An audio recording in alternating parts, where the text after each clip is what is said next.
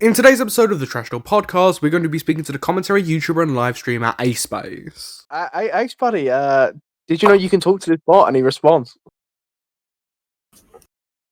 No.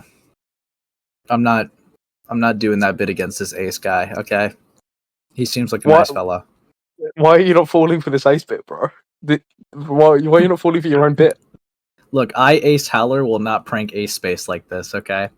Ah, right. This is fucked up. No, I get it, bro. I get it. Yo, what's up, little bro?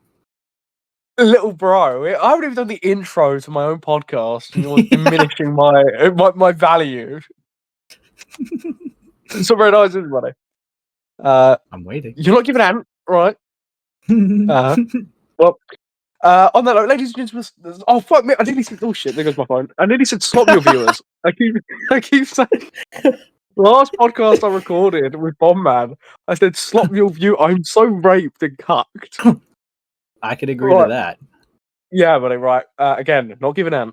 Ladies and gentlemen and TrashTalk viewers, welcome back to the Sorry. I'm here with a very special guest. Very, very special guest. Would you like to reintroduce yourself? Hey guys. Well, some people, call me Ace for short, but if we're going to be a bit more formal, I happen to be a guy known as AceSpace. I've been kind of roaming around the ACC for a little over a year now, so some people may know me, and for those that don't, you're about to get ready to know me. and you've also been roaming around kids' pussies recently. No! What the fuck buddy. was that? Well, recently, buddy. Recently. Fuck me, right? Jesus Christ! This is great. Don't leak. Over a year and a bit ago, buddy. You came back on TrashTalk. Yeah, I left my old past of Ace Howler and was trying to cement my new present as AceSpace. And to be honest, I feel like I've had a lot more of a journey to go off of with this AceSpace trail than the Ace Howler, if you will. I mean, I can't make the joke I was going to make, but yeah, bro, you've been on a journey, buddy. But yeah, going back to a year and a bit ago, in what was it, like September, October time of 2024? What have you gotten up to at that point, and what's happened since? You see, I think my biggest accomplishments at that time would be getting, an interview with Jar, making videos on him, and pissing off Kai Weiss. That was definitely one of them.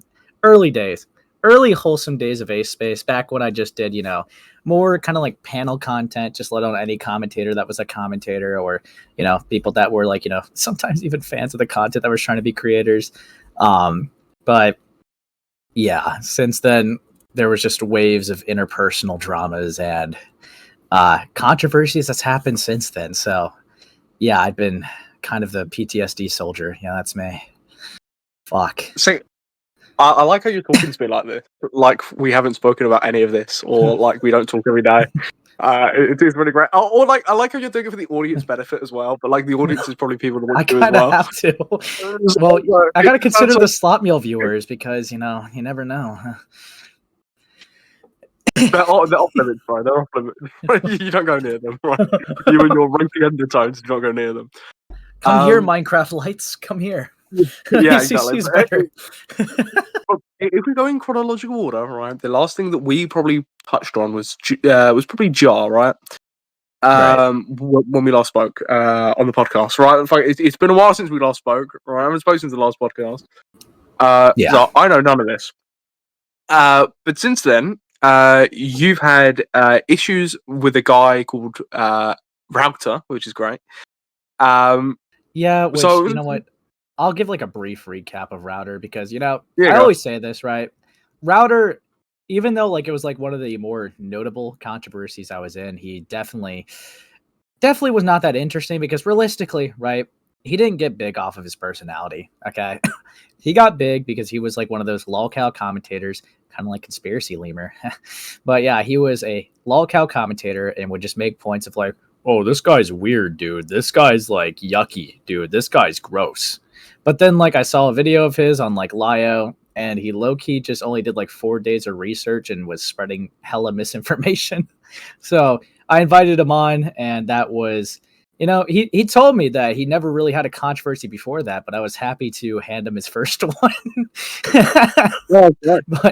But yeah, after that, dude, even with Router, he was the least interesting part of his own drama, because like it was just his mods that had pedophile allegations, and like honestly, the most interesting thing besides the anime LARPing was like Novak saying that they didn't groom the kids because they felt like attracted to them, but just because they wanted to hurt them and that they hated them, which was, a new one for me. But top guy of Routers. And yeah, that whole community fell apart. He deleted his Discord server and now he doesn't even make commentaries anymore. So, lol. Fucking hell. Let's say that is unfortunate, isn't it? Yeah, I mean, you expect someone who didn't get big off of like original opinions to try to like, stand on business, and they just fumble easily. And look, buddy, if this was the Give an Ant TrashTalk Part 2, that's where it would end, because that's what he's been doing over the past year. Yeah, but but we've got a lot more to talk about, right? A lot more interesting things to talk about, including. I'll quickly want to mention this. Not that I want to focus too much on this guy, but just if we go chronologically, Pumpkin the Gentleman. Yeah, so I've actually heard recently that like there's rumors of him like coming back on a TikTok, or her coming back, because I'm gonna go off of the lie. But you see, Pumpkin was an interesting one, because admittedly I looked into it because I saw some of my friends were being associated with them at the time, and it's like I heard that there was allegations, so I looked into them. Then they called into my stream or whatever, but they didn't speak. They just kind of typed inside chat. So it was like one of the most awkward interviews ever. See, the thing that annoys me with Pumpkin is that they lied about being 2 years older than they were. So like, if they just genuinely just told the truth about their age, they wouldn't even have pedophile allegations, because like the whole situation that Lewis McClung tried to like blow out of proportion. Oh God! Yeah, no, fuck. Yeah, fuck McClung, that, dude. Fuck Lewis McClung and fuck Harley TBS, dude. Like they really fucked that situation. Yeah, I mean, Lewis McClung fucks everything, right? Fuck Dream and whatever. Probably fuck Technoblade's corpse at that point. Everything. He fucks absolutely everything. Despicable guy, bro. Yeah, dude. It was annoying because I think he low-key just saw like a Twitter thread and was like, I could make a video off of this. Don't mind me. It's just so fucking dumb. Because even with the information, like, even if we went with Pumpkin was 17 or 16 at some of the times of these, right? Or even 18, because this was ranging, like, it was different, okay? So if he was 17, thinking that he was talking to a 15-year-old, right? I don't think anyone would realistically give that much of a fuck, especially if it was just flirting. And then this Pumpkin story was they turned 18, they felt weird and just kind of cut off what they thought was a 15-year-old, and it wasn't even found out that they were 12 till like, a good amount of time after they've already been like separated. Now, putting it back into context, they lied about being 2 years older than they were. Is it really that surprising that a 15-year-old flirted with another 15-year-old dude? Like, it's tedious, bro. It's really tedious. Or even the situation where they were 18 making a joke saying, I could groom you, to a 16-year-old. Again, they would have been 16 saying that to another 16-year-old that was a friend of theirs. It's so annoying, because if they were just honest about their age, they would have like just been able to clear the allegations. But my personal belief is that they dug themselves such a deep hole that they kind of felt like that they couldn't not lie, because they were in several spaces and several places. Yeah. Well, I mean, it's not even like a horrific lie in terms of like, they're not lying about being like insanely older than they actually are, right? Just like old enough. Like, it's just old enough where if they said, well, actually, this is my age in that situation, right? They would have been fine. Like, I mean, again, I wouldn't have hopped on them, right? For it's extremely lying about their age. Like, it's extremely normal for a kid to lie about being older than they are. I mean, even people a bit older, right? I mean, especially on the internet, like 1-2 years, whatever, it's kind of regular. But like, if they just come out and said that in that situation, as soon as the first opportunity where like their age became a problem, right, arose, well I mean, you just say it then, right? So like some behind the scenes information that didn't get out there at the time is that they were in a group chat with like some friends of theirs, and they actually admitted to being 17. Apparently, no one screenshotted this because people are fucking stupid. They don't know how to handle cases, but allegedly they admitted to being 17. And then these people that were their friends were saying, if you're actually a minor, I'm going to have to like remove you from my spaces and stuff like that. And then Pumpkin obviously like cracked under the pressure and was like, oh, no, I was just joking. I'm actually 19. Yeah, sorry. Haha. Like, yeah, I mean, not going to lie, right? They obviously kept the lie to keep the friends that they had and keep the environments and the spaces that they had. And it's like, it's a very common lie from a minor to do that, because sometimes minors, little kids want to hang out with the big kids. It's dumb. It's dumb. It's stupid. It's reckless. But I don't see, out of all the people that like, I've dealt with that like has lied about things, Pumpkin's the one person where I don't think they did it out of malice and they did it out of panic. Like, I was annoyed though, because they were in my server that was 18 plus and they ended up being a minor. And I'm like, bro. My spin on this would be, I can probably guarantee that at least 20% of every single age-gated server has people that are under 18, right? Because people are going to lie. Like, yeah, I mean, like, obviously, no one really gave me shit for it, but like, obviously, I felt like, I kind of needed to talk about it because they were in my spaces. I defended them and I talked to them a couple times, just about their own controversies, right? Whatever. I felt like, like no one said I was obligated to, but I felt like it was only right to talk about it. And like, I knew more information than the average person. So naturally I was going to talk about it and reveal the information I knew. But it was so annoying, bro. But yeah, that was definitely, yeah, that was a little mini staple. Fuck me. Yeah, buddy. And I think that's where we're going to end the episode, I think.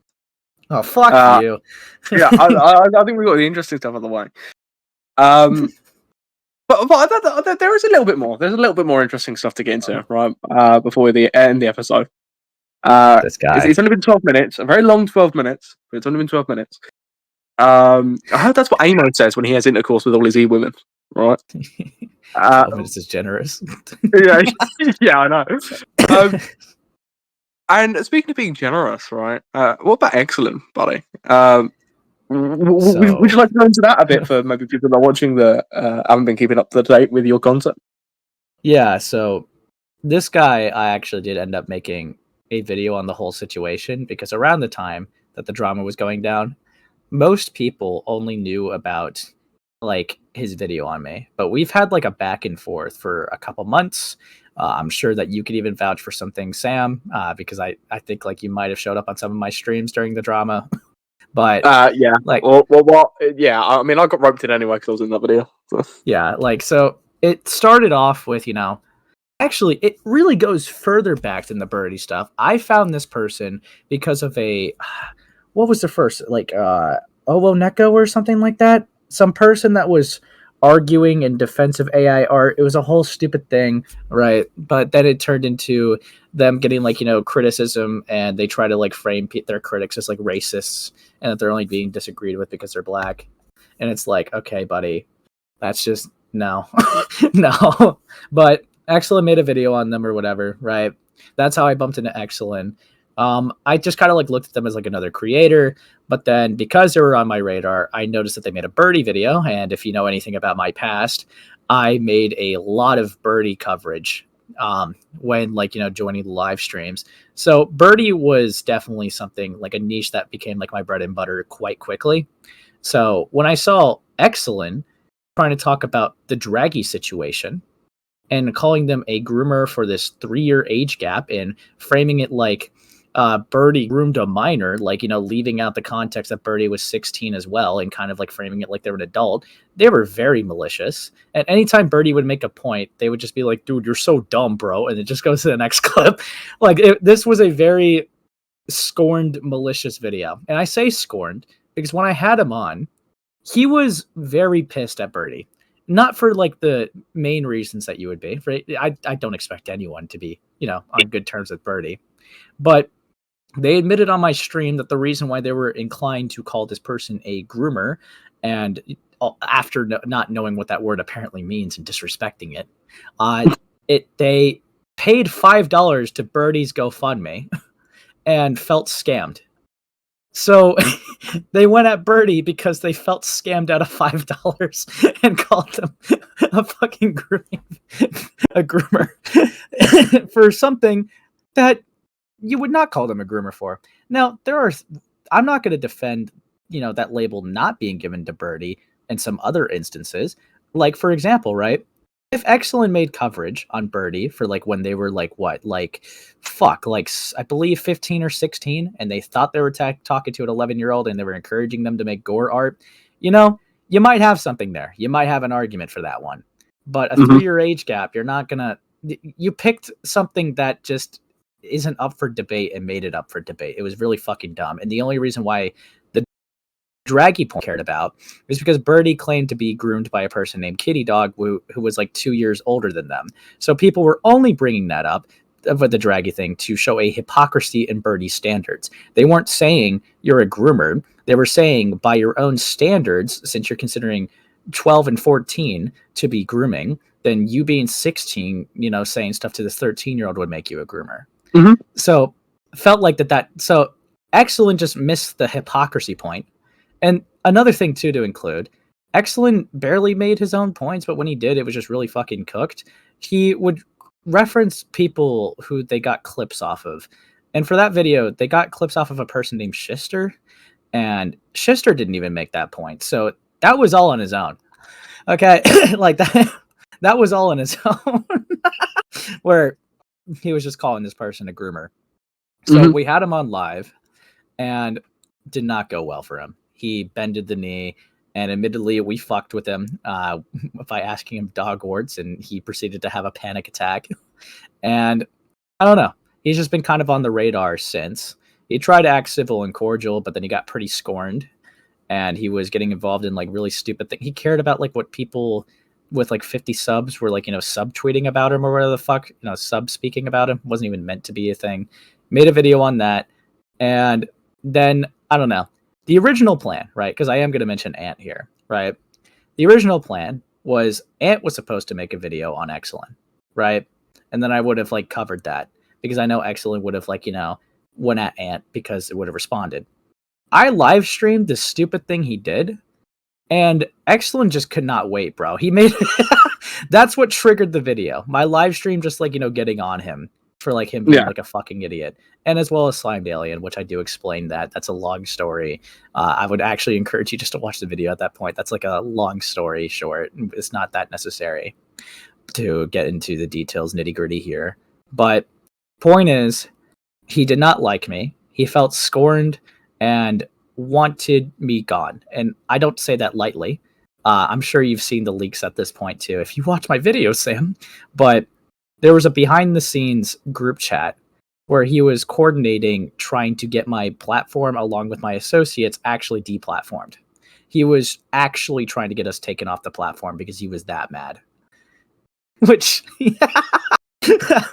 was definitely a choice. But yeah, I mean, since then, the community just kind of touched him. He took a hiatus, and he's only come back just to bend the knee and give another apology. But apparently, he's kind of quick commentary for as far as we know. Which is devastating. Which is I needed another video where he called me evil. Dude, I'm not gonna lie. I was kind of expecting him to come back with a video being I was wronged by the community, but it's been a year, so I'm not gonna lie, right? If you ask me about Exolen a year ago, maybe even a couple months after the drama, I think I'd still be a lot more petty and heated. But it's just gotten to the point where it's a year later, where it's I don't have the same amount of not care. That's not the right word. Passion, I guess, for being an op of this guy. I'll keep tabs on him from time to time, but it took me 5 days to realize he had a community post, dude. I was slacking. Dude, fuck. But I mean, I think that goes to show your level of coverage. Dude, I keep tabs on a lot of people that have swung at me. Because you never know. You never know. They could try to be lying about you. And it's oh yeah, you want to fight me on it, you little fucking bitch. Yeah. Yeah, exactly. Well, no, exactly. No, I get it, bro. But now people just like send me stuff usually now. So that's even better. Yeah, well, you don't have to do anything. You can keep being a lazy fat cuck. Yeah, I can play Cobblemon and I just get a DM being like, dude, Courtney Pete is talking shit about you, dog. Yeah, I'm like, yes! for 300 hours, bro. You can just sit there playing the game. That was Pixelmon, not Cobblemon. Stop. Bro, they're the same thing, bro. They are the same thing. No. They have their acute differences. Okay. Yeah, sure, buddy. But yes. Well, buddy. Yeah, that was pretty much the excellent stuff. Mm-hmm. He's raped. His appendix has exploded. He's all over my walls.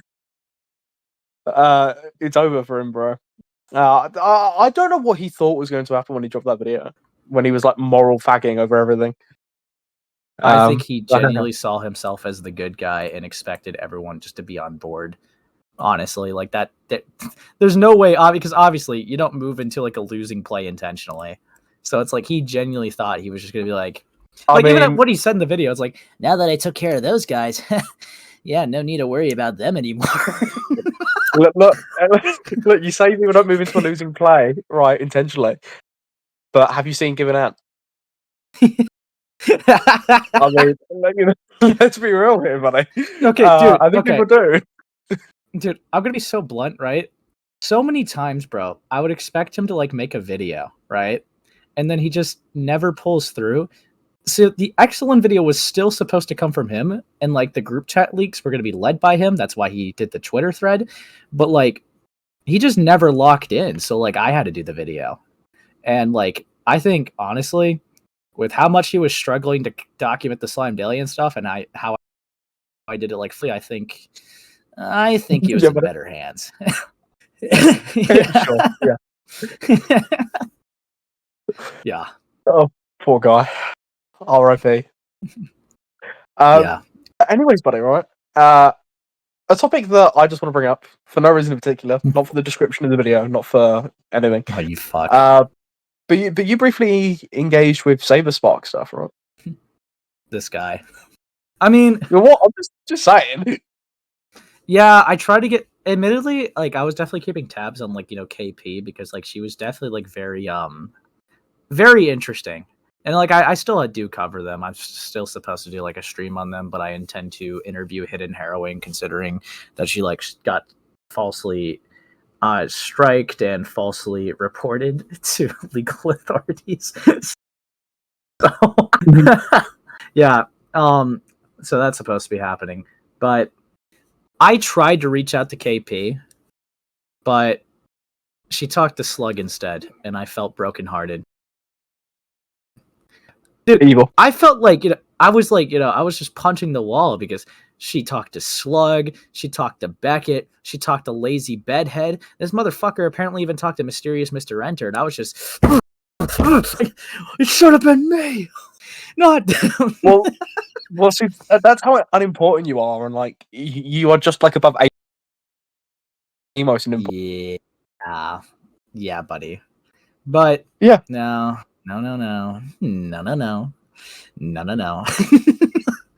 But okay, buddy. But yeah, I mean, no, Saberspark's not a rapist. No.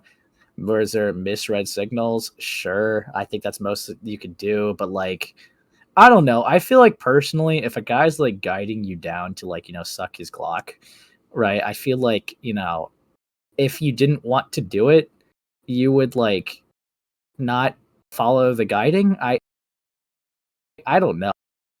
I feel like it's easy to avoid having sex with someone. Like, I don't know if that's crazy to say, but like, I don't. What do you mean? I think it's pretty hard, right? Like, something was hard. Yeah. Look, he might have slipped and fell. Someone can slip and fall straight into some pussy. It's not impossible. Whoopsie. Yeah, whoopsie doo. How did that get in there? Exactly. Bro. But yeah, no, it's like I was just seeing stuff go down. I knew a lot of the behind the scenes stuff before it became public, yada yada. Yeah, it goes how it goes, right? But I definitely kept a tab on Courtney from that. See that's what it did. The situation put more eyes, put more of my eyes on Courtney because KP, as fun as it is to talk about her, when you talk about the same person over and over again, it does get a little boring. And I saw that Courtney Pete wasn't really touched, so I had to fix that. But but yeah, dude, that was the crazy thing because she was still platforming saying that what was it that like Saberspark was still a rapist, and like I'm pretty sure Emmy said like she didn't give enthusiastic consent, but she did give consent. So it's like where do we draw the line at this point? Like I don't know. My idea of a rapist, right, would be someone that just doesn't take no for an answer and would just like keep going. I don't think that like being like, hey, you want to have sex, and you're like, yeah, like I don't think. When has that ever been classified as rape, dude? Dude, it's tedious, dude. But yeah, no, we took care of her. But yeah, dude. I mean, what did you like specifically wonder about Saberspark? Because I know I talked about it in like your little video, your short video. Yeah. Lol. And he's dead.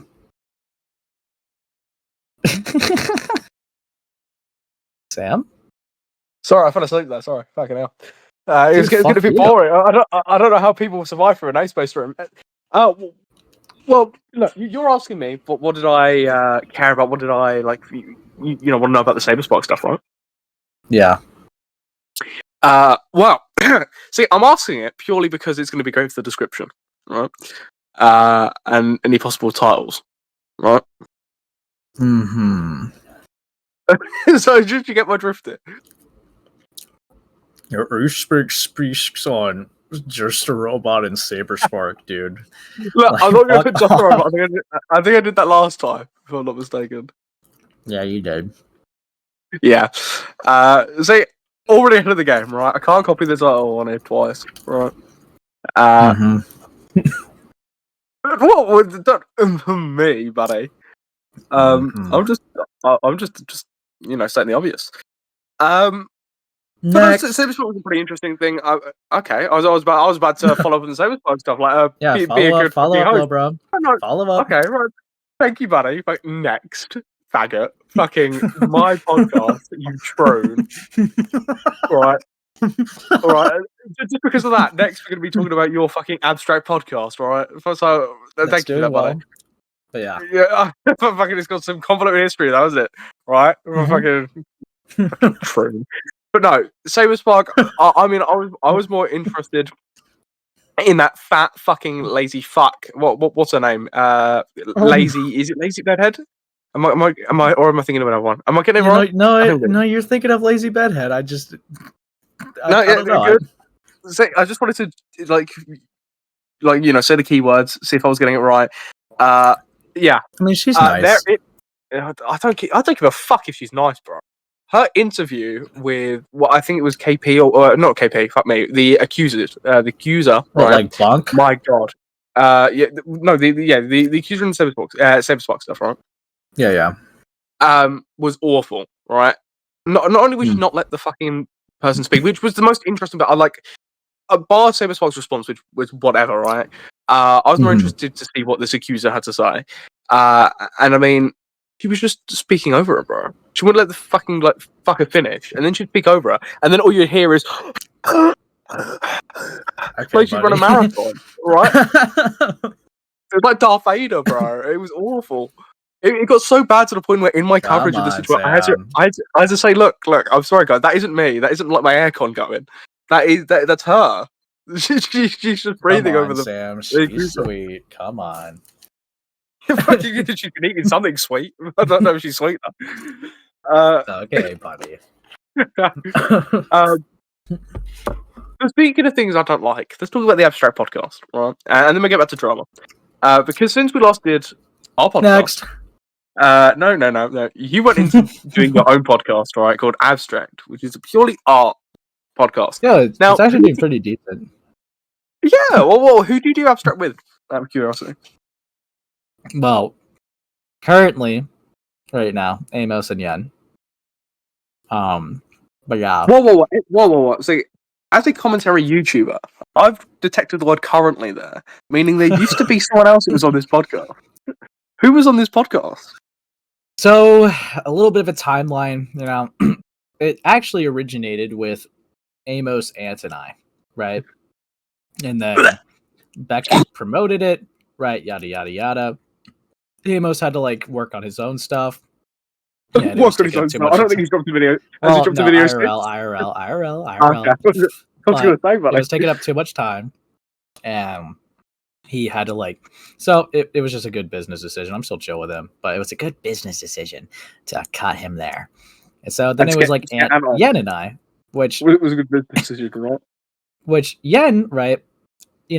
All things considered, right? I know she's been a little busy as of recent, but she's very good for the art stuff. She actually, brings stuff to the table. She actually, brings conversations, and it's okay, she actually can build on that.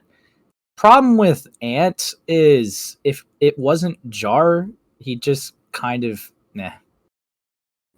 So we had to get we had to move on to a different person. So we just brought Amos back, which Amos kind of plays a contrarian type of role where he's kind of just, I'll say something and then he'll be an annoying little cuck and just be like, well, did you actually consider?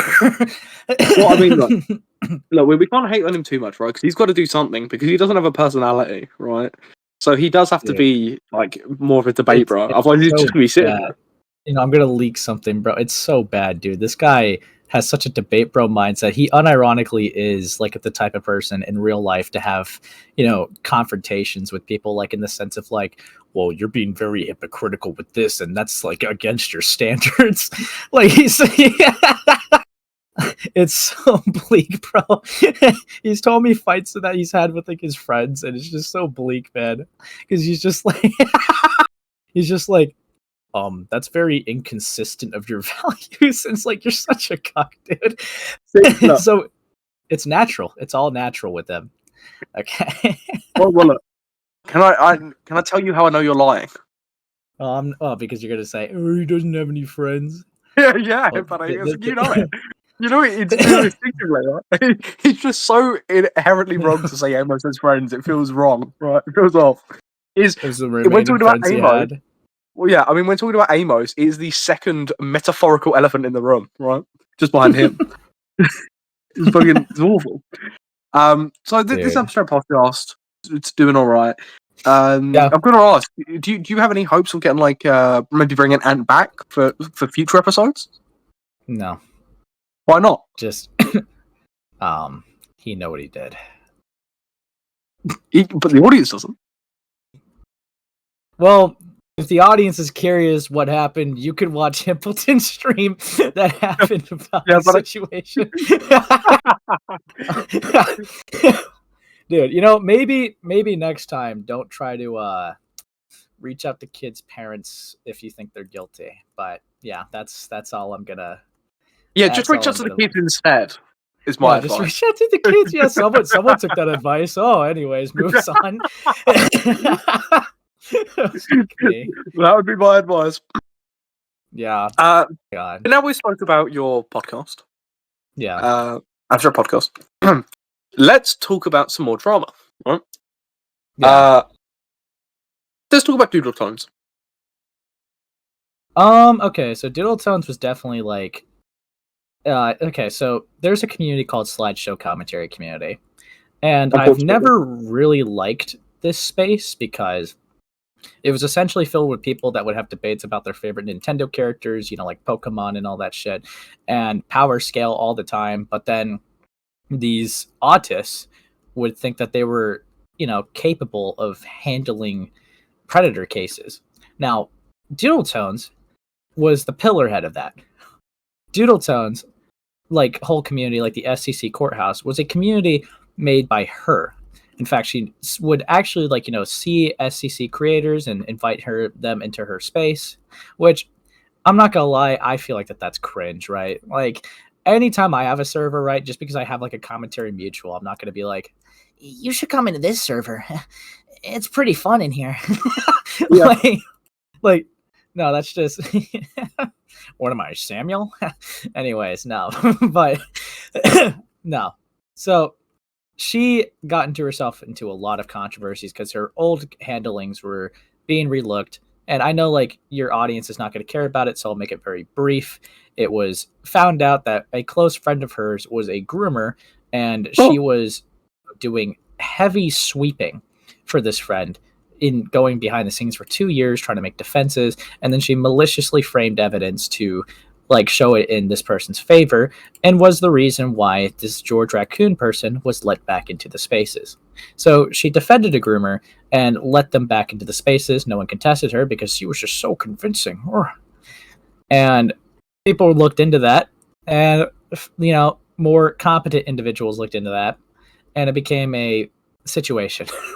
On top of things, there was a lot of things being looked into, whether it was because she had like a handful of private servers, but like a place that she owned called Cloud Palace, where her real private takes were being said. See, that's how I like to really represent it, because this was a server that she let her close like creator associates in, right?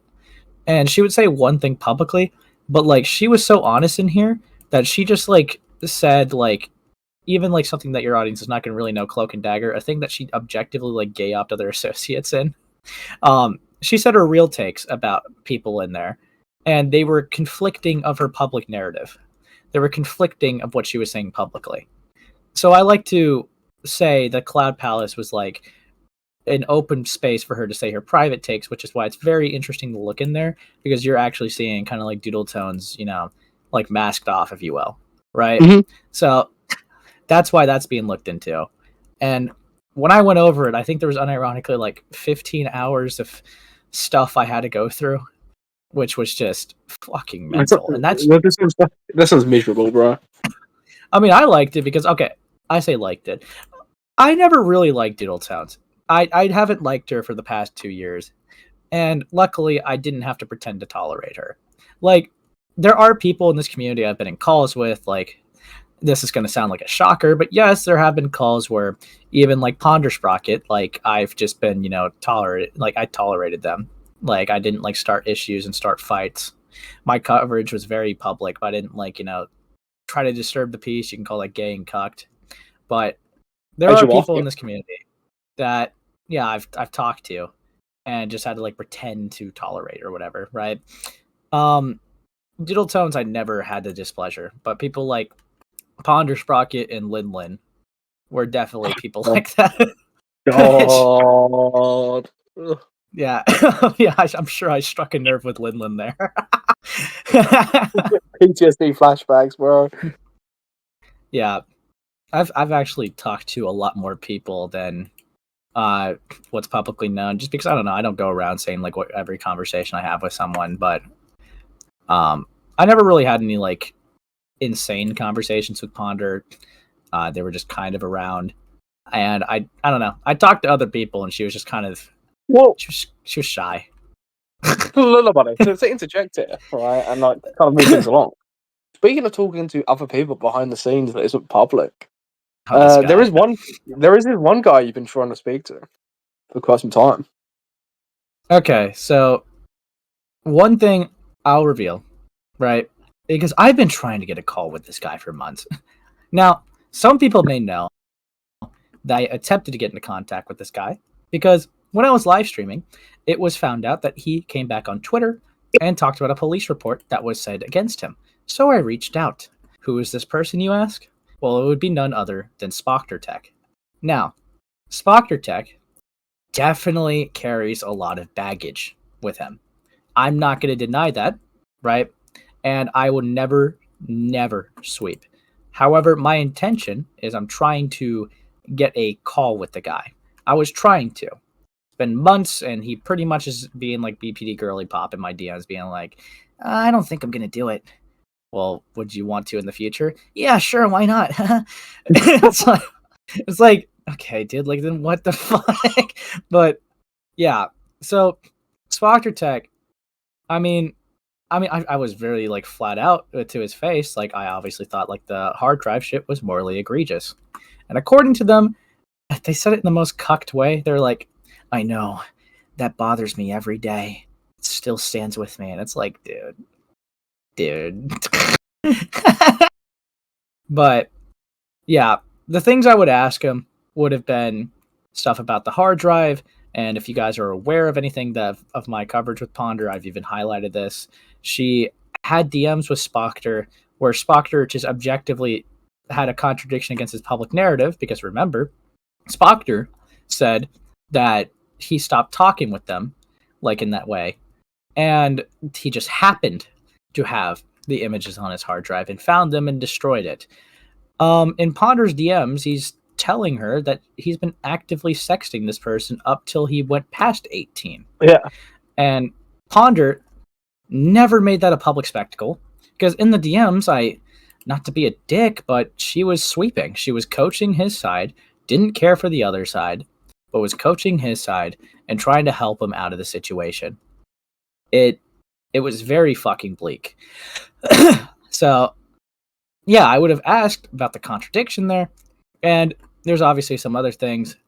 Not many people are going to really care in your audience about Fiendish Cavern. It's a server that's like a cesspit of like gooning material that had like, minors in it, just to make it very short and sweet. Obviously, horrible mix. But something I was going to ask him on was something to do with the Dice Cult recovery server, which, again, if any of you have been following my birdie coverage, Dice Cult. Oh yeah, I have. I've been laser focused. I've been laser focused on your birdie coverage. So, Dice Cult is a very, very fucked place where this had a 14-year-old who fucked a dog run it, and they would encourage like carving and like a whole bunch of like bad things, and like try to treat like Mortis as like a god. That's just to name like a light few. Birdie was in the server, right? Shock. And yeah, shock. Now, Spoctor saw this horrible server and thought, only if I could fix these grooming victims. Oh wait, let me make a Dice Cult recovery server. That way we could help them be ungroomed. And let's make Birdie a mod. it's just which is so bleak, because like there was allegations going around, because a lot of Dice Cult recovery is like word of mouth. But one thing I will say is that there was claims against Spoctor that there was real Dice Cult victims with mental issues, but Spoctor and his team of professionals just kind of wrote them off. I was like, I could tell when someone's faking mental illness when I see it. and just kicked them to this curb. I mean, I respect his opinion, and I think you should too. No. No, I think it's actually ridiculous that someone would think that it's a good idea, even remotely a good idea, to be like, hey, let's get a bunch of grooming victims in a server and let's see if we can reverse their trauma. Okay? That is crazy. School, bro. It's grooming school, man. No, I reckon it's a great idea. You make them fight as well. See which grooming victim comes out on top. To an extent, it's kind of hard to say what's worse. Him trying to be the champion of grooming victims, or him being a predator. well, look about it. At least he made the effort. Dude, this guy. But it's more than some people, right? But yeah, that's pretty much, other than him telling me that he had to get... I'll say this one. I'll tell you about the dishwasher incident in our DM, Sam. Just because it's just kind of like, fuck it. Right, so, one of the reasons why he postponed a call that he was still considering of having with me was because he had to go to the emergency room because he had stitches in his fingers. All right? You audience want to take a guess of how he broke his finger? Well, he happened to slam the metal dishwasher door and clapped his finger in it. It's just like, out of all the excuses, bro. No, I know he likes people this age, but is he like 5? Like how's that happened? I don't know, dude. Hold on. Let me just close this real quick. Oh fuck, it's stuck. How does that happen? Dude, all I could think of is like he was just having his hand on the dishwasher and someone slammed it on him, dude. Like there's no way he Who did that? consciously. I know. What evil 5-year-old he's keeping in his home is doing that to him? Dude, there's just no way you not even subconscious, dude. Like, okay, I just don't know how the fuck you do that. I don't know. That's a new one for me. That's a new one. He was definitely on some fucking some heavenly form of autopilot there. Okay. Yet again, Spoctor caught with his finger in a place it shouldn't be. Okay, buddy. And you think that's how he destroyed his hard drive? Oh, definitely. Yeah, definitely. And speaking of somebody with putting something where they shouldn't be putting it, right? Let's talk about IA and Parlo. No, this guy. All right. Yeah. Internet adjacent. Look, I'm going to start this one off, right? Because, look, buddy, unfortunately, it does start with me, right? It starts with you. Yeah, I get a call from the impressive, like, insanely impressive, great topic commentator, Internet Adjacent, right? Such classics as I'm going to sit here for 9 minutes and talk about Parlo, a guy that I want to bumfuck. Now, this guy, he messages me, you were right about Parlo all along. This is after he's invited me to go out drinking. Right? I've said no, of course. But, you know, little do I know, he's invited me to what is essentially some giant group orgy. Which he did not disclose. But he calls me up and he messages me, Samuel, you were right about Parlo all along. He calls me. So he starts talking about his sexual endeavours with Parlo, which was a huge surprise as I was kind of busy in that moment. I thought he was just going to call me and go, hey, he stabbed me in the back. But no, it was about his sexual endeavours with Parlo, including shower stuff, whatever. I go, wait, buddy, can I call you back in like 5 minutes? I call Ace. I tell him, right? I then gear up to record, but I'm, again, still a bit busy, still out doing whatever. So I call him back up, now recording. You know, I can repeat some stuff. And he tells me about everything that Parlo doesn't want to come out about it, so he thinks he should go around telling other commentators, right? Which is fantastic. Right. He wants to have a call with Parlo. So, you know, of course, the thing that you do in this is leverage me as blackmail and threaten him by saying, oh, I'm not doing this call, unless Samuel can be there. But not only me, he wanted to see, maybe, should there be other commentators there? Who should be there? I was like, well, look, buddy, I mean, if you want to tell people, right, look, you can tell people like Ace. So he goes and tells people like Ace. Smartest man alive. And, buddy, that's where your involvement starts, isn't it? Yeah, so he reached out to me while I was like live about, I think it was actually the Lily Orchard stuff. And he was like, dude, I should have just done him dirty, bro. He was like, can you call? How funny would it have been if I just said yeah and like called him while live? Because he didn't even know I was live. Despite Discord giving the notification, he didn't know I was live.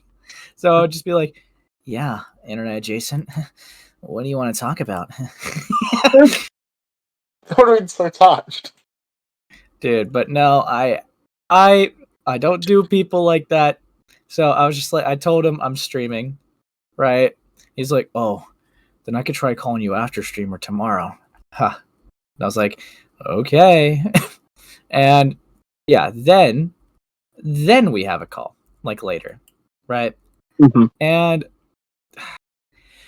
I obviously, you know, he learned a lesson the hard way that us commentators don't just stick to our little personal bubbles, okay? That we actually talk to each other. And I knew that he went to Sam being like, I want to make this a public spectacle. I want this to be recorded and leaked. Okay, I want Parlo dead. Yeah, because I mean, important context, he as well, although he later says that, no, I didn't want it to be leaked, I didn't want it out there, he gave me direct permission if this could happen for me to leak it, right? He didn't care. Because he was deluded in his head thinking that, like, nothing bad would happen to him if this ever came out. Even though I told him that even if you are innocent of what Parlo was accusing you of, which was, you know, sexual activity without, like, Parlo's consent, right? that ultimately people are still going to mock you for flying out from America to the UK to want to fuck Parlo. But anyway. Yeah, so he came to be very confident about his allegations. And since he only gave me like 4 screenshots at the time. So it's like, I don't know what bro was doing, dude. He treated those 4 screenshots as being like, yeah, he's trying to say that like I touched him, unconsensually, but these screenshots happen to show different. Which it's like, that's great, but those screenshots take up like maybe a micro fraction of your visit. Okay, so it's like that doesn't obviously prove what happened out of DMs. That doesn't prove that just because you had consent one time that you had consent the whole time. That's why these cases are very annoying to deal with. But lucky for us, internet adjacent is not the brightest tool in the shed. All right. Yeah, I fucked that. But anyways, you see, he tried to come to me because to Sam, he's like, I want this to be public. But to me, he's like, I just want to get a second opinion from, drama channels, since you guys know more about this stuff. And, dude. Coming from the drama YouTuber, by the way. Yeah, it's like, how he came to me, because he didn't, like, reveal, like, what it was, right? If I didn't know, like, if I didn't talk to Sam, I would have been completely blindsided. But, like, he just came to me and be like, you want to hear about a drama? It's about me. It's like, dude, what the fuck? And again, he's just trying to get a second opinion, guys. Totally. Not trying to, like, this is definitely not a malicious vendetta against a bad sex experience with him and Parlo. Now, he was very inconsistent with that fact and kept, like, being very, very two-faced with that. So I could kind of see that he moved like a snake. So definitely kept an eye on him. Then I find out later that he has a conversation with Himpleton. And I only know this because Himpleton's on his like stupid fucking trip, right? With like Time LG. And I'm sure you're loving that one, Himpleton. But yeah, he had that trip with that Flatley and Spoops or whatever, right? And he was like in the fucking the fucking Cheetos mascot costume, and was like, dude, I just was given a Parlo nuke. And I was like, no, we gotta talk, buddy. There's no way. So I had a conversation with him, and IA like obfuscated things from him. And Hippleton, right? Hippleton kind of felt a little slighted. Okay. Yeah. Felt a little slighted. He's like, what the fuck? Why? And I just showed him what I was shown. And because I also had to talk with Parlo at this point. Don't remember if you were there or not, Sam. You could say if you were or not. I don't remember. But I know that. Yeah. I mean, the only time I ever spoke to Parlo was in that GC we had. Yeah, I know, because obviously, right, IA tells me something. Parlo is a person that we've had direct line of contact to for years, for better or worse. But you see, with Parlo, right, we went to him. I think I went to him. Yeah, I think Hippleton went to him afterwards because he wanted to talk to him. And he explained his side, showed a lot more DMs. But this little faggot would obfuscate shit too. It's so annoying. Because what we were dealing with was 2 disgruntled exes, essentially trying to get an own on each other and leaving details out that makes themselves look bad. So it was stupid to navigate through, really stupid. And you know what? Hippleton turned up the flames. Don't blame him. Thought it was funny, and because of that, internet adjacent and Parlo stuff became a public spectacle, which was really funny. Yeah, I mean, see, at this point in the situation, I've kind of checked out, right? I did not message IA back. If I go and check my messages with the guy that is now called Check Bio on fucking Discord on his main account or his old main account, he the last messages we had was about this apparent call, right? And then he put, still can't believe it, and an NDA or whatever. The call is Saturday. Okay, you're recording it correct? Most likely. I'll probably do the same. He never mentions this call ever again, right? 18th of October, he sends, this thumbnail's crazy, and it's the victim one with Parlo hanging. And then 3rd of November, he messages me saying, yo, any update on this Trash Talk episode? Because, of course, we had recorded 2 Trash Talk episodes, right? 1 did not go to plan, and 2, Charlie Kirk got blown up in the middle of it. So that's what he's referencing, and I never spoke to that guy ever again. We are Charlie Kirk. Yeah, that one. Yeah. You see, I think you see, the thing is that was kind of really interesting is internet adjacent's lies were not really good lies, and they like as much criticism as that is fair to give to Parlo in this situation, right? Like the GoFundMe. That's definitely a fair thing to criticize, or the fact that he obfuscated information when it came to Avalon and had him as a star witness and left out the fact that he was fucking him and living with him. Like, that's obviously a clear bias. You see, lots of things to criticize with Parlo, but the thing with IA was his lies were falling apart. They were definitely blowing up in his face. He went onto a Beckett stream where Beckett and Dickers were there, and had an argument, and then left, which was bleak.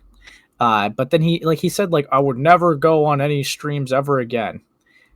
Then Hippleton reached out to him, and the next day, right? The next day, Hippleton and I have a beautiful conversation with this guy. Okay? Mm-hmm. Which we got him to admit some things. And now he's fucked. Okay? He is absolutely fucked. He conceded to being a pathological liar. And that, you're done. All right? One thing to recognize in the commentary community, right?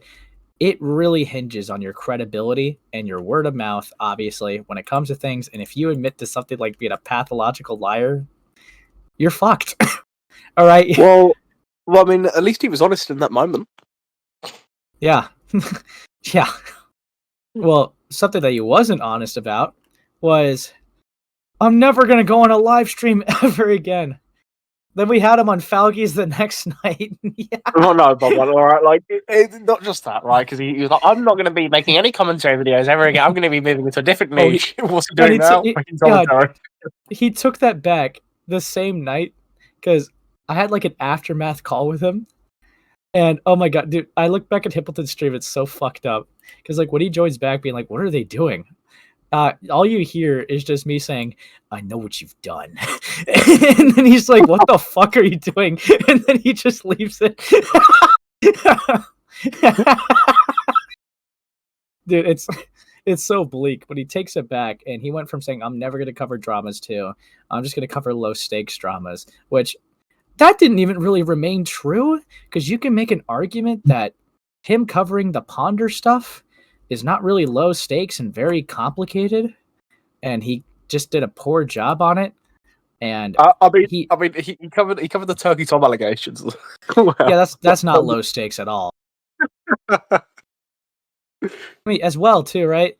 He kind of fucked, like, I'll admittedly, right, I've not been following this to a T, but even that, like, that VR Predator Hunter stuff, he focused on the 19 and 17-year-old age gap more than the actual, like, critique of, well, no, a 24-year-old, sorry, a 19-year-old's not a predator for hanging out with a 24-year-old fan, okay? That's dumb. Like, that's, like, he's just very fucking bad at what he does, bro. Like, fuck me. Like, dude, I know, like, this guy had, like, a short-lived spectacle on him, but, like, he gave Tactical Templar a dub, dude. Like, that was bleak. How do you give that guy a dub? I almost forgot about him till we talked about IA. Dude. Well, look, buddy, you give him a dub, right, by being the same guy that wants to fuck Parlo. Yeah. I mean, he wanted to fuck you, though, so, you know. Look, buddy, there is no proof of that, although I get more, by the day, I get more worried that was the case. I mean, you never disclosed it. a guy that like respected you a lot, invites you to a bar, dude. That also was going to be like a sex club, dude. I don't know, man. I think Look, he wanted to diddle you, bro. Because what the fuck? I'm going to say this more, right, to really sell the point. Parlo and Avalon didn't even know you were invited. No. It's so bad. He was going to touch you, bro. Bro, he's going to be in reality, bro. I mean, like, when I asked him about it, he was going to be like, well, like, I was going to tell you, right? I would have told you after. But he was inconsistent because he also said that, well, I just assumed you'd be okay with it. So, there was inconsistencies there. Yeah. The guy's a fucking dumbass, dude. Like, he's done everything in his power to personally ensure that his credibility and career is just down the fucking toilet. Dude, he's done. It's bleak. It's pretty funny. I saw earlier, like he did a community tab about hitting like 18,000 subscribers or whatever, and it had 3 comments, and like 2 of them were like, "Congratulations," and then the 3rd comment was like, "Aren't you a creep?" And like he's exclusively like the congrats ones, and then the one that says, "Aren't you a creep?" No, nothing. No, you see, that's the crazy part about it. In the Roblox sphere, he is represented as a rapist. Okay? That is the craziest thing. There's a million view video.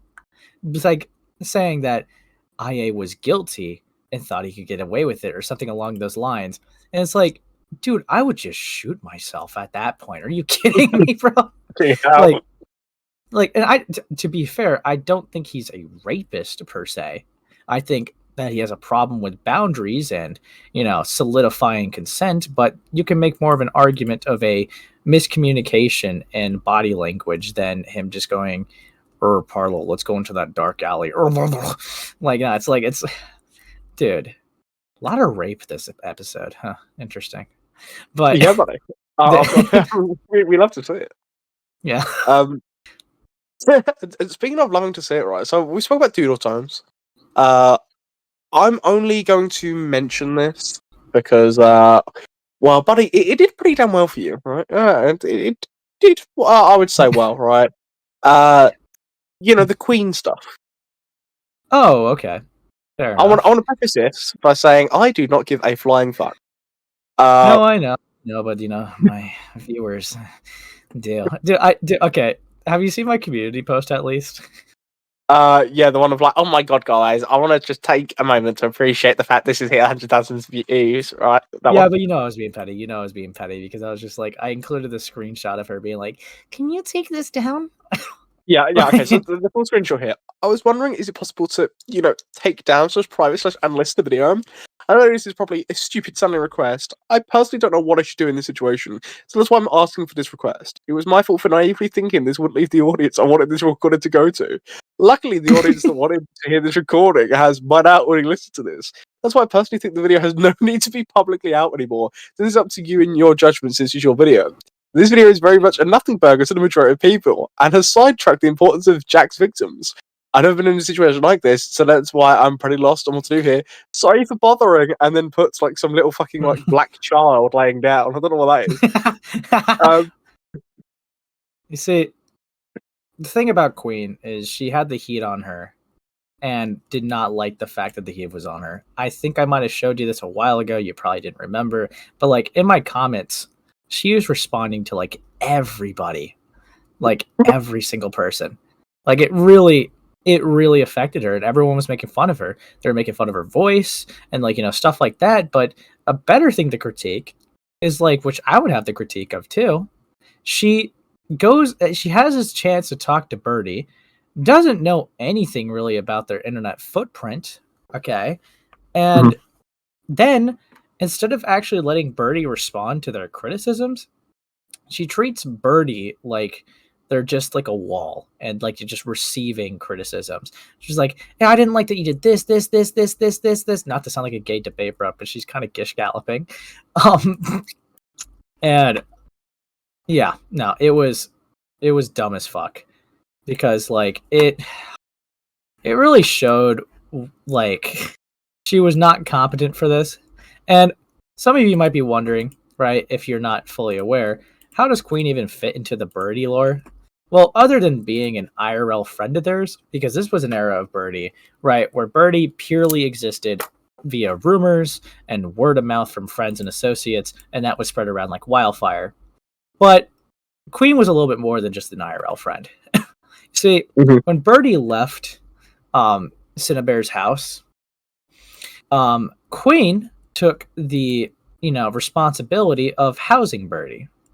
So they were essentially their landlord to get away from the Cinnabear situation. And there was lots of stories like, dude, it got so bleak there. There was things that I didn't even want to know, like Birdie getting blood on sheets, which, lol. But yeah, no, there was a lot of things. Okay, a lot of things. But just to like really just wrap it up into like a little short, just so you know, she was a landlord that housed Birdie, but barely knew anything about about his internet footprint presence, right? Whatever, right? And it just didn't go well. Their interview sucked, and I talked to them about some of their controversies, and I think Queen is best described as like a normie who happened to get internet fame because they didn't know what the fuck they were doing, man. Like, and it showed. It showed. It was so painfully obvious. But yeah, so that's why I got that call. Then I had an interview with them, and that uploaded, and like I made a video talking about the interview that had all the receipts, and then there's just the raw interview. So Queen was pretty much my last official involvement in like Birdie lore for a good long time. Would have been Spoctor if I had a call with him. I've thought about talking about some things related to it, but Birdie lore has not really just been about Birdie. It's been more or less about like the idiots surrounding Birdie, and I feel like I've talked about some of them to death. Yeah, you did get more involved in Birdie lore, if you know what I mean. This guy, anyways. Yeah, Given Ant was Birdie's ex. But yeah. Fucking hell. But yeah, no. So yeah, Queen, that's a good way to like kind of just like put a bow tie on them. They were an idiot that tried to get internet fame off of a friend / tenant of theirs, and it backfired in their face, and they left their platform as Queen because they couldn't handle the heat. So they got out of the kitchen. Yeah, that's fair. Well, buddy, look, we've got to over the hour mark, right? So I'm going to open the floor a little bit. Is there anything that you personally want to discuss? Oh, dude, there's a couple things I would love to talk about. Go for it, bro. But you see, I will talk about the beginning, the first year actual official dub of something I led. Okay, since we've talked a little bit about SCC here. There was a case called stuff like with Liquid Ooze, right? Now, this just was absolutely fucking insane. Now, there was a case that was publicly led by Ephraimentator. Oh, God, thoughts on Ephraim, by the way, Sam? He is such a fat, ugly disappointment. Genuinely. Did he actually block you? I think he did. I mean, I can't see... we've got mutual friends, right? And we're in the same server. I can't see any mutual servers or mutual friends. Like it just doesn't exist. I mean, to be fair, I do tag him like pretty consistently in your server, telling him he's a huge disappointment. You've actually reminded me to do that right now. No, don't do it. Don't do it. Dude, I'm actually surprised he didn't leave the space because of that. But yeah, I mean, like, he made an objective fuck up. But to put it a long story short, guys, right? Ephraim led a case against a person named Liquid Ooze. Now, Liquid Ooze was a small creator that barely had 100 to 200 subs, I think. And there was a case where there was a person named Pepper at the time, now known as Edwin, where they literally just said, "Hey, Pepper," and that was classified as flirting. Edwin has taken that back because of how dumb that fucking sounds. So that was retracted. Then there was a person named Sparrow who accused them of grooming them for being 17 and them being 19. Oh. So, yeah, that call me Carson moment. And Ephraim was desperately trying to die on the hill of calling this person a groomer. right? Not because of the age gap, but because of the predatory behavior. It didn't work out. It did not work out. So that stream that I did was initially meant to, like, Efron was the only planned person that came on, right? So we had him on. He was hyped up to come on, and he thought he was going to get the easiest dub of his life. Okay?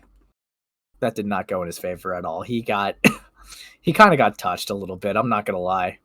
It was shown that he had a clear bias, but the only grace that he has is that it wasn't out of malice, but he had like a bias because at the time that he was also handling this, well, not making the video, but like arguing with me about it, he was dating Sparrow. And that was the person who made the accusations. And I also want to mention another person named Fractured Light, who I also did a stream on. A lot of these are SCC nobody names that I definitely made more known after this. Fractured Light was a scorned ex of Liquid Ooze. And they helped get Liquid's docs information. They helped spread around allegations. They spread around allegations that he was a groomer, a predator, and a rapist. And the rape allegations come from a situation with a guy named Vaporwave, and it was just DMs, and all Liquid said was, "I'll make sure to be gentle with you." And Vaporwave said, I might be a bit nervous. And that got framed as, oh, he's raping. He's about it's raping time. And Light admitted that he read that in a malicious way because he was scorned. So he was a fucking dumbass for that. He had to concede the groomer and predator labels. And he was not doing himself any favors. And one last person I'll mention is a person named Jester the Moon, who helped alongside with Vaporwave and Fractured Light get the docs information, but Jester did it because they were dating Sparrow at the time of the allegations, didn't check the allegations at all, and just blindly believed their partner of being a victim. So they were willing to help in any way that they could without fact-checking. This was like, see, Jester the Moon was having a Pookie crusade, but Vaporwave and Fractured Light were on a scorned X trail, okay? That, it's crazy to me, because they doxed this person, their face, their name, their house, over a 2-year fucking age gap. And it's like, these people are stupid. And to kind of like wrap it back onto Efron, he lost mod status in the courthouse because he went to Chuli's DMs being like, I think it would be easier if everyone just blamed it on me. Yeah, I think that would be easier for everyone involved. So he lost his mod status for sympathy baiting, bro.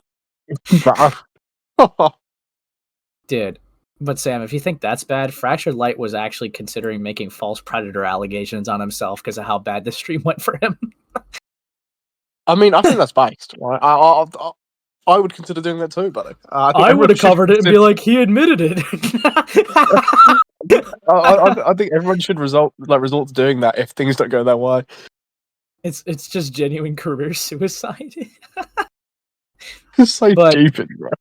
Yeah, so Liquid came back. They were found, and they're back into like some spaces now. They're doing fine. Everyone that like accused him has apologized, and even though that doesn't clear up the objective fuck ups, he's not being scrutinized and slandered anymore because he was being put on the same level as people like V Omega, who literally was a person who was 20 sexting a 14-year-old. Okay, I think there's a bit of a difference of severity here, but no, bro. They're clearly the same severity. Clearly, just another Diddy blood. Anyways, there is no way you just said that. There is no way you just said that, right? Because of that, I'm going to make you move on now, right? Because I think that was wrapping it up. Yeah, exactly, buddy. Moral of the story: Efron is some big fat faggot, right? Did you actually think of it again? I did, yep. Fuck. Just for viewers, I tagged him saying because I in the middle of his like fucking little like gay session with you on your stream, He sounds a lot like Mr. Boss from Smiling Friends, so I real named him to Mr. Boss in real life, in brackets, Smiling Friends. You are a fat, sad disappointment. Have a nice rest of your day. So I've got to be polite at the end of every single tag. Oh yeah. But I do not like this guy. This guy fucking sucks. It's been a long time coming. Yeah, I don't doubt it. I mean, because that was a thing. He was just kind of like around people's spaces and like Cat Slayer and stuff like that. And I think Lio came onto my stream because people kind of like looked at Ephraim as like Lio's guy, pretty much. And I think Lio recognized that the moment, the stream ends, people are going to just run to him anyways and be like, what's your thoughts on Ephraim just objectively being a fucking disappointment here? And he would have like had to tell multiple people in private, but he came onto my stream just to disavow it right then and there, which, you know what? I actually think that was, the right move for him to do. I think that was a lot easier for him to do. Yeah. But yeah, he's lost a lot of credibility, and he's just kind of around and about, but people obviously have this still pretty fresh in their minds, considering this literally just happened in January. So a little bleak for the guy. Yeah, I mean, he sucks dick, bro. He is gay. Yeah, I mean, bro, my circles have hated him for ages, bro. Since it's got to have been 2 years, right? People just hated this guy for no reason, though, right? Just because he was like fat, ugly, and disgusting. This guy. It was just like you hate someone, but you've never had like a proper reason to, and this was like a great reason to. But buddy, you said there was like one other thing that you kind of wanted to talk about. What may that be? Yeah. So, I'm not gonna lie, dude. So, I think it's Roblox related, if you're thinking of what I'm thinking. You see, this guy is such a fucking loser. You see, there's a guy. 2 questions, right? Because I've got to do my host as a podcast. Is he black and autistic by any chance? Yes. Yeah. There's no way we can't talk about him, bro. That video was abysmal. But yeah, you should do your yeah.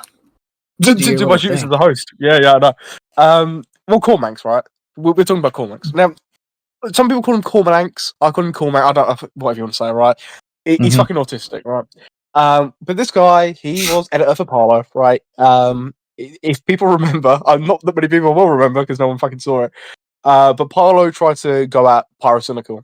Now, the main editor of this was Cormanx, this fucking autistic chud. Now this guy, for 4 months, was editing this video. And due to some unfortunate circumstances on on Parlo's YouTube channel, which meant he couldn't upload it because this guy submitted an empty appeal on behalf of Parlo. The Pyrocynical video couldn't come out on that channel.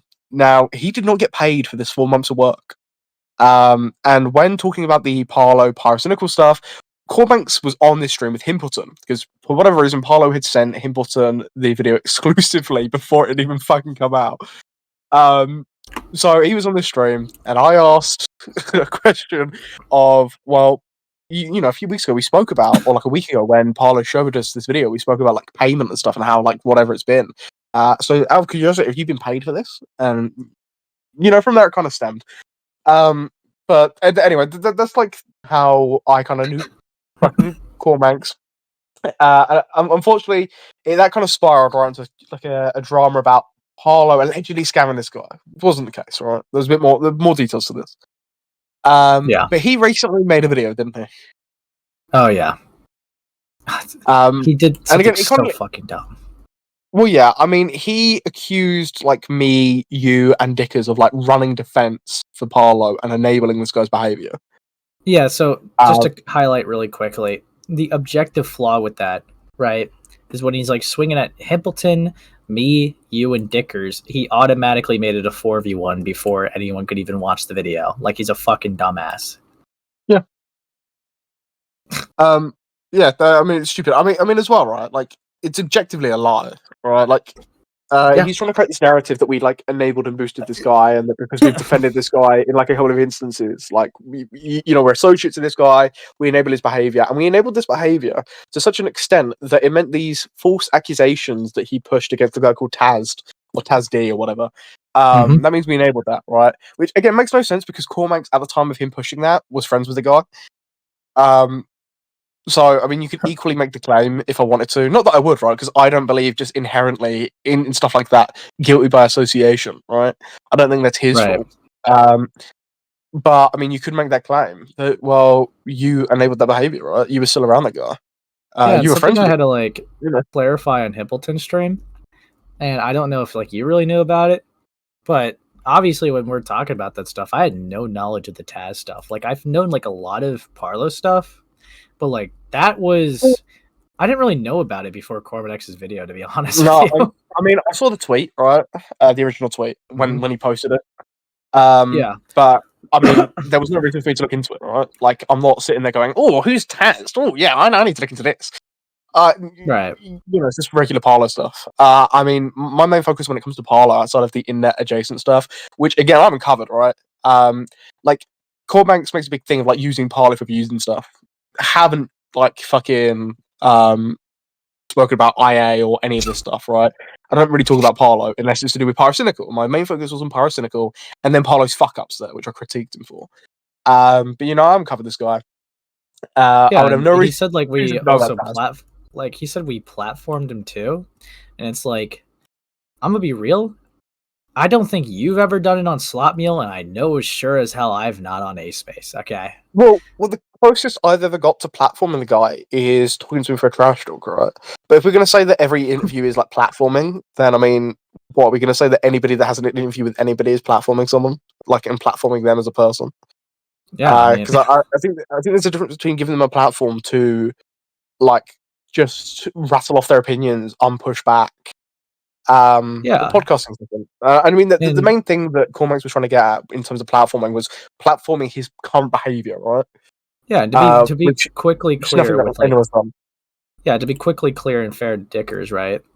I don't actually have any issues with him platforming Parlo because it was also under the context of there's an ongoing situation that only like the direct line of contact could give the side on. Well, yeah, I mean, it's all for content in terms of, like, well, you're covering a situation, right? You've got IA on, well, you're going to get Parlo on, right? I mean, that's just pretty simplistic. I mean, stupid. I mean, again, and, like, I think Cormax got caught up on this whole thing of, like, well, if you don't agree with me here, or you defend this guy once, that must mean you don't critique him at all, and that means you defend everything. I mean, it's just not that simplistic. Right? Like, I had some gay commenter, like, arguing with a couple of my commenters and like viewers about this, but because of Cormax, this person, again, like this, like how he's framed it, it's like he's trying to say that, well, because you fucking like defend this guy once, and he did it with Dickers, right? It's like, well, this is the guy Dickers defended, and he played the clip of Parlo crashing out a private call about like Elon Musk and saying that we should like blow him up with nukes or whatever and shoot him. And he's doing the whole like incredibly like guilty by association thing of like, well, if you defend this, you defend this, you defend this, you defend this, you've defended this, like you've never critiqued any of this, which again doesn't make sense, right? Because again, outside of like talking to him briefly about pyrocynical stuff and like certain situations, we have no contact, right? It's always when he's in drama or he's doing something. So it's just so stupid to try and push it because it's such like an easy thing to like break down. In terms of, I have critiqued Parlo so much, but I've also defended him where I think he needs defending, like I would with anyone. On Himpleton's stream, in his chat, I gave the example of Miskiff, right? I've critiqued Miskiff heavily for a lot of the accusations that were, like, that he admitted to, right? When it comes to Emerald. But I've defended him in terms of people re-digging up old clips of Miskiff, trying to say that it shows something that it simply doesn't. Because it's false, right? And I'm going to do that with anyone, even somebody like Parlo, who has done things that I don't agree with, including pushing false accusations on a guy like Taz or Taz D or whatever, when that simply isn't the case. Like, I would critique him as well for how he handled the pyrocynical stuff, but I would defend him in other situations, right? I mean, it's just fairly obvious. If you're being like a nuanced person and you don't have the mind of a fucking brick like Cormax, and you need your carer to feed you on a daily basis, if you are a fair person who covers things, objectively, then that would not be a foreign concept. But of course, to Cormanex, I guess that being fair in good faith is a pretty foreign concept for the guy. Well, I mean, we're talking about a guy that can't swallow his own food without choking on his own tongue, right? Yeah, you know, the food that costs 3K of Grubhub to get. But see, don't worry, he doesn't have to pay scriptwriters because he's got his AI to do it all for him. Thank God, dude. Dude. Yeah, because like Hippleton had me on to like vouch, and dude, out of all the calls I did not record that I wish I could have recorded, oh my God, I wish I recorded that call with Cormanex because it was just so funny. It was so funny because like Cormanex was not really well respected in like Himpletopia. To be fair, not a lot of people are well respected, especially in that server. But it's like everyone just saw this guy as like a joke because, I mean, he kind of was.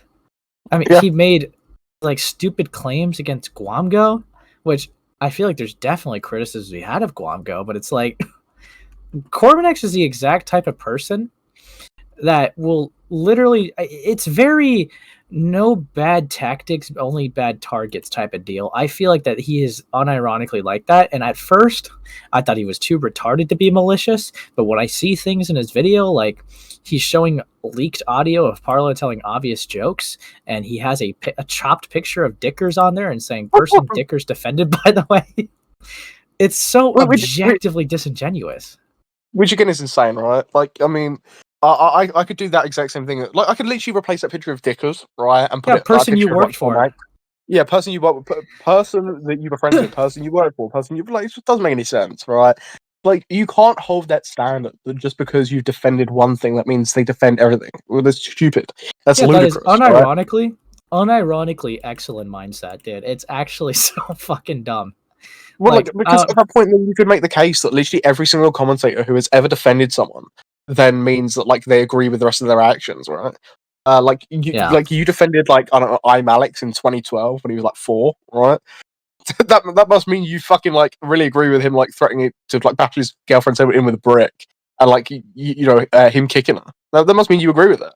It's just such a flawed argument, right? It just doesn't make any sense. Yeah, Spoctor Tech, you know, not being a groomer in 2018 must mean I defend the hard drive. I mean, look, of course, right? If you defend someone a few times, that must mean you're sweeping for them, right? That must mean that you defend them on everything. Dude, like if he wanted to go and make the point of like, well, they defended him for this, right, and like focus on that point, right, and go, well, this is categorically wrong, then fair enough. But you can't then just throw in everything else, right? It just doesn't make any sense. Especially since well, most of us haven't had a public take on half the stuff that got fucking dragged up. It's like I haven't spoken about half of it because, like, well, I'm not Parlo's wrangler. I'm not even Parlo's friend. I wouldn't even consider me an associate of Parlo.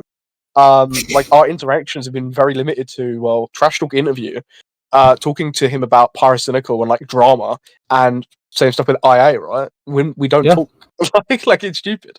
I'm not going to answer for Parlo's crimes. And again, like I wouldn't with any commentator or any person, you don't have to cover something if you don't want to, right? I'm not going to force anyone to cover a situation.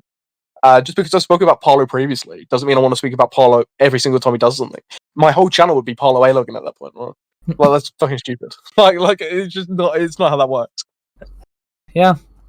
And you know what? I'll concede to sometimes being like a little bit of like a Parlo lore keeper when it comes to things, just because I've heard a lot of controversies he's had. Apparently not all of them, because the Defender stuff definitely caught me left field. And I'm not going to lie, the fucking Taz stuff caught me left field. Because like those were never used as like talking points, so I guess I just never heard of them before. But yeah, no, I'm not going to lie. I've definitely corrected the record a few times. But like, even though correcting the record is technically a form of defense, I think there's a difference between correcting false information versus just blindly defending someone because long live the Parlo Nation. Like, I don't know. Well, just the fact that like, Cormanex can't get that through his fucking little thick skull. It's just it's like dumb as fuck. I'm going to make this very hard. I hate this autistic like fucking faggot, right? I think he's a worthless piece of shit. Yeah. Who, you know, he can hardly formulate a fucking sentence. But like, if he got falsely accused of something, like, and I was interested in that story or that situation, right, I'd defend him. He would expect the same fair representation for himself that he's not giving to other people. Well, exactly, right? Like, it makes no sense. So it's like when Guamgo fucking, struck down his videos. Whilst I think it's incredibly retarded, he used this guy's gameplay, right? Like the same guy that he's like reported to the police, right? The authorities, the same guy that he's in active drama with, you're using his gameplay. Like, what the fuck were you expecting, right? Like, if he's going to report you to the police as well, right? Maybe he's going to play dirty. I don't know, right? Although it's retarded, I don't agree with the action, although it can be argued, right? I think what Guamgo did to Cormanx is wrong, and I would defend him in that instance, right? Like, in terms of, well, you don't deserve to have your channel, your videos taken down. For sure. By his logic, you know what? Well, like, it's not fair. Yeah, and for sure. And speaking of Guamgo, despite me having criticisms of the guy, I would still defend him on the fact that it was not okay for Cormanex to leak his private email and try to have someone publish it without telling them that it's not public. Okay. Well, yeah, I mean, that's crazy. It's just nuance. Yeah, like, it's not hard to understand, right? If someone does something bad, you critique them, and if you're interested in a topic and you cover it, if they do something bad, you critique them. If they do something like good, whatever, or someone falsely accuses them, you defend them, right? I don't.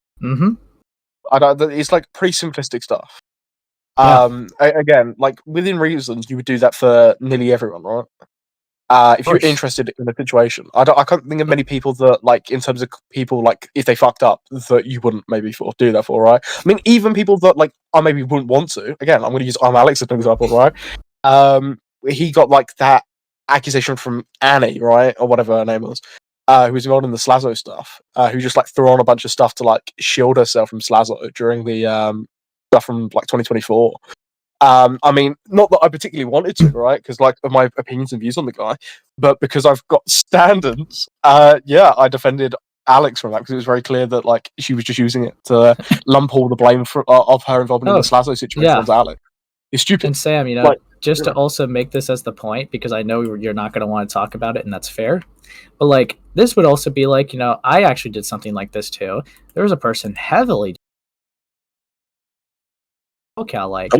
and no, I'm not talking about, like, what everyone thinks. I'm talking about Lumi Starbun. You see, Lumi Starbun, I'm actually very, heavily, it's stapled into that lore now. But she had pedophile allegations over a 3-year age gap where nothing sexual or romantical happened. And she was being called a pedophile falsely by these A-loggers. They didn't even know what the fuck they were talking about. And you know what? Despite Lumi Starbun's infamous past, you know what I still did? Because it's a good principle. I defended her because she's not a pedophile.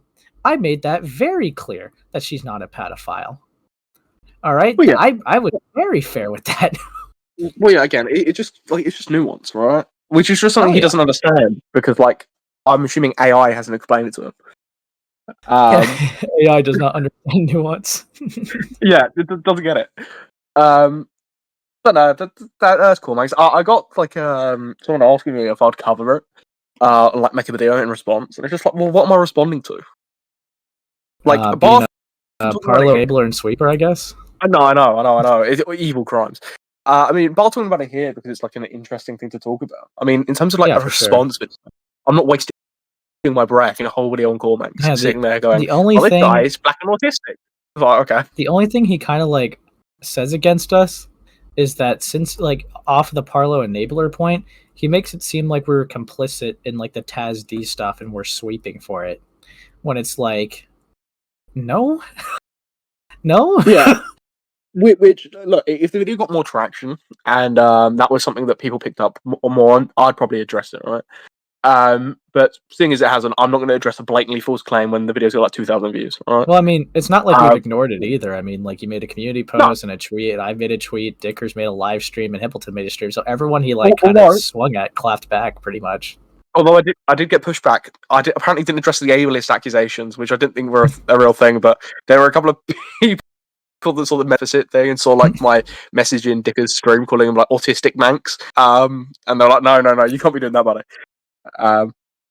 Ooh. I can't wait for the racist accusations, because I said, are we talking about that black autistic guy? Wait, so you're trying to say that my audience is soy, but no one had an issue with me saying retard and faggot. Well, But no, you no, no, call no. a It guy wasn't my audience. ableist? Ooh. It wasn't. It wasn't my audience, buddy. Right? See, Ooh. Cooked. oh wait, Corn Manx, if you're listening to this, I've just received false accusations from this guy. Get Actually, him! what I'm saying is Corn Manx's audience came at me for apparently being ableist. Not my own audience, right? Nah, they were result accounts, bro. There's no way. No one cares about Cornix that much. Bro, I reckon it's ChatGPT, his best like scriptwriter and editor and best friend. Like you just set it up. He's like, Samuel, that was very ableist. Today, Junior. Sorry. You know it's bad when in your own video on someone you have to fast forward through the bit because you're stuttering and stumbling so much. Like he actively skips through it because he just couldn't get the fucking words. It's so bad. Yeah. Oh, bro, I can't wait for the video. Can't wait for the next video on this. Yeah, I mean, since we all clapped back and mocked him more, and his video, has less attention than the coverage on him, I think that, placing bets here, I think there is probably a good chance he might respond again. Because he is going off of a malicious personal vendetta, right? And if his word has less views than the coverage against him, right? the only reasons we were like even dragged up in this in the first place is because he doesn't like us, right? He doesn't like me. I don't like him. I mean, especially in something to do with this, right? When it comes to Parlo, when my only relevance in any of that, like he was talking about, was asking him questions, like what in October, right? My relevance in that stops there. Like there is nothing else. I mean, there's nothing else there for like fucking Dickers to be dragged in. Like, why is he there? Why are we talking about him? Outside of him just like covering it, right, and critiquing you. Why are we talking about Himpleton, right? Again, bar just the fact he had that stream. Like, why are we going in on you? Why are you being brought up, right, about Dickers? Right? Why is that a thing, right? It's purely like a malicious thing, rather than an actual like. There's criticism there. It's very clear, very blatantly clear. Yeah, I think it's really funny because like when it got to the point of like me leaking his DMs to Dickers. Dude, Yen's audience did not give a fuck, bro. They were just like, Ace had a silly moment.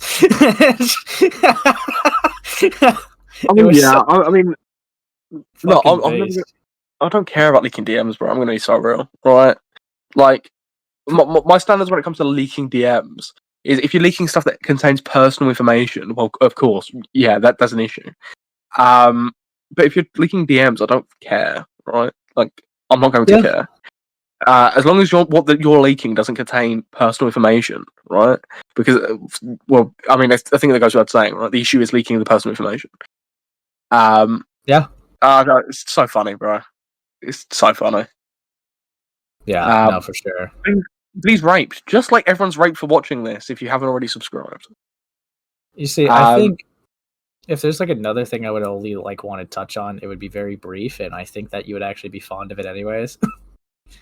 You see, I think this year has taught me that panel content I had to be a lot more careful with. Okay. Because I think the last time we spoke, I was like, yeah, I think it'll be fun to do panel content. Like, I could like, work with other creators and we'll be doing great. And you see, I'm sure this is very interpersonal, but some of you probably realized people like Ari are not around that much. And like I did cover that on stream. He was a gay hopper, which I don't normally get like all up in arms about gay hopping. I think the thing that annoyed me the most was that he was just like, being a dick to Dreamer, right? In a call and trying to act like it was moral. Well, if it was successful galloping, it would have been great, right? It was not successful galloping. It was so far from it. It was unreal. It was so shit. Yeah. He was like, he tried to say he didn't know what gay hopping was. He tried to play the card of, well, I only pick on you because I'm worried about your mental health. Which, no, you're not. No, you're not. Okay, that was a very dumb era. I've only broken your legs because I'm worried about your running career. I'm just a bit worried. And of course, Ari is definitely an example because he went on a couple streams, right? And that was the stuff about the saddest drama Like, and then the fucking, or the sadist drama, whatever the fuck you want to call them, some weird animator in the Minecraft community. And then they went on about the Doodletones drama, made videos on both, right? So, which I didn't mind, right? I heavily encourage that, right? I heavily encourage people coming on, and if you want to do your research on my stream, all right, it's easier because then, yeah, kill two birds with one stone. Fine, yeah, sure, do that. Go ahead. But problem, this person could not really stand on business on their own. They needed a posse to like be behind them and shit like that. And you know how it goes when there's spineless people in the community. And I think there was an element that like I had like some friends that were Spurgs, and they came on, and I essentially did all the heavy lifting, and they kind of like try to hide behind me. But fuck, I have to talk about this one since I also just kind of like lightly mentioned Satis. You guys have probably also noticed that Glass Raven's not really around that much anymore either. Oh, thank God we got rid of that person, bro. Now, Raven was someone who started as a fan of mine and would come onto my platform quite frequently. And you know what? I was not against that, right? I actually fucked with her. I was chill with her, right? Problem. When it came to the router drama and the Exolen drama, I was doing the heavy lifting and carrying, and she only hopped in on my side because, you know, she wouldn't be able to handle it on her own. The hot seat was on her own, so she was able to handle that controversy fine. I'm not going to name the name, but she essentially called a 14-year-old jokingly as pedo bait, and she did not do well on the hot seat at all. Oh God, bro! The amount of times she fucking apologized. Oh God, my fucking God, bro! She couldn't have apologized more. Every single fucking comment that was going around. I'm sorry. I'm so sorry. I'm so sorry. I'm sorry. Let me get up for fucking air because I'm sucking you off. I'm sorry. Fuck off, bro. So outrageously annoying. And you see, I've had a couple issues with it, which I've already talked with Raven about, right? There's a reason why she's like quitting commentary and drama spaces because she can't handle it. Okay. Thank God. That's a simple, honest truth about it. And it's like with Raven, I don't hold any ill will towards her or anything like that. I understand that a lot of my associates don't really give a fuck about Raven or like care for Raven. It's a better way to put it.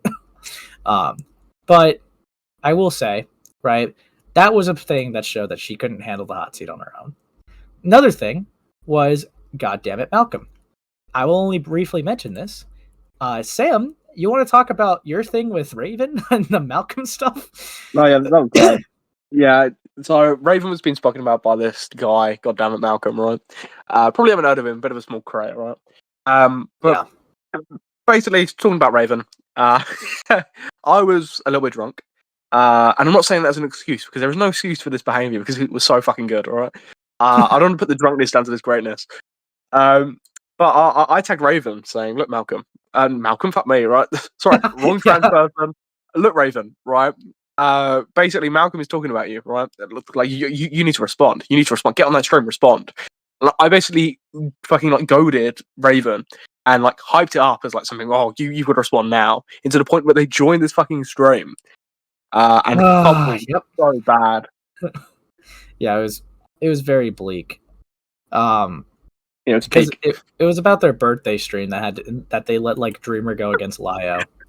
Well, I said that they like Raven said something, right? I can't remember what it was now, right? But I said like claimed that like Raven had said something, like jokingly, and like Malcolm like picked it up or whatever, and Raven like didn't deny it immediately. Raven like I think conceded it. Right? Yeah. It was so right. It was so right, bro. Yeah, see, Raven has a tendency, right? This is also another reason why I don't know. She doesn't really come on the platform much anymore because, like, she can't really like have a take of her own. This was a problem that we've had with other people. She pretty much just agreed with like the loudest voice in the room, and if you're going to be a commentator, you obviously got to be able to handle that. Now, obviously, I've not gone into extreme detail about Raven before publicly because it's like, it just seemed unnecessary. I think the most we joked was about her like pedo bait flaw. And to be fair, I think Yen and I might have made like one Malcolm joke against her on live or something like that. But, well, I can't remember if that was behind the scenes or not, but still. Point is, that if you've wondered, right, if any of you AceSpace viewers have wondered where Glass Raven was, right, especially considering that she was also in some clips regarding my video and stuff like that, and you've seen her in situations. Yeah, she's not really in commentary anymore. Just because that's something that everyone's wondering, of course. Well, you'd actually be surprised. More people are thinking about it than you'd actually realize. Because of trash talk. Go outside, get a life, bro. He did. I think for like one episode, yeah. Whether that like publicly released or not, I actually don't remember now that you say that. But he did come on. So that is the Trash Talk with AceSpace. Now, last time we had AceSpace on, we were still on Series 5. We are still on Series 5 a year and a bit later. Hopefully over the next few weeks and months, I'm going to be trying to put out more podcast episodes. So stay tuned for more episodes out on this YouTube channel. We're pushing for 1,000 subscribers. So thank you for watching, and I'll catch you in the next episode of the Trash Talk podcast.